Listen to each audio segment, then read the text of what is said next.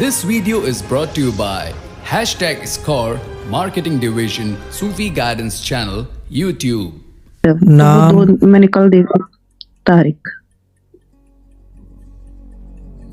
सदका दे दे। ऐसे मौके पे अगर कुछ हो तो चाचे को बोलो सदका दे दो, बस बोलो सदका दे दो, या उसका जो लोग ना मानते हैं उनके हिस्से का मैं दे दूं?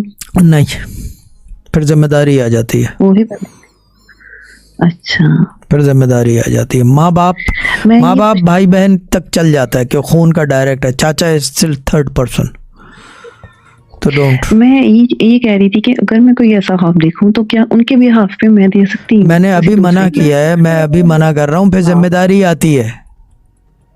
ठीक है। फिर अगर सदका अगर आपने दे दिया तो उसका नहीं तो आपका मुंह टूटेगा। आप समझ रहे हैं मेरी बात?